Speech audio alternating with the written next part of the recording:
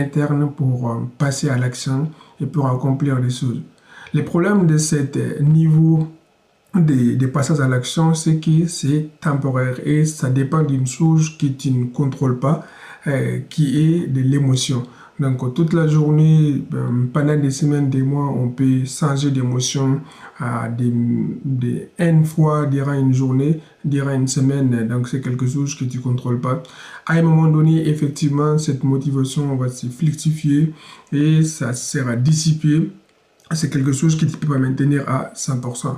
Donc, problème, c'est pas un passage à l'action efficace, mais c'est quand même important pour poser les premières pierres et de continuer à bouger et à accomplir des choses petit à petit.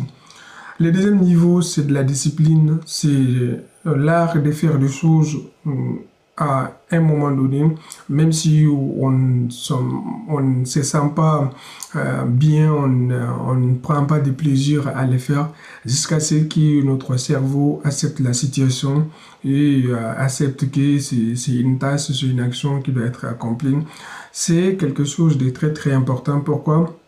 Parce que quel qu'en soit le niveau de la difficulté, le cerveau a déjà accepté que c'est à faire.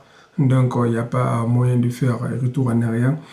Ça peut aller très très loin. C'est pas court-termiste, c'est le moteur même des passages à l'action et de surtout d'adapter ou de superposer de nouvelles habitudes qui peuvent arriver au cours au cours de notre croissance et surtout pour atteindre ce qu'on appelle la pratique délivrée, c'est-à-dire de passer à l'action sans fournir de l'énergie mentale, sans se demander quoi que ce soit, ou d'établir même des actions en 3 secondes, c'est-à-dire de prendre une décision qu'il y a une chose à faire et de choisir en un intervalle de temps très très bref pour passer à l'action.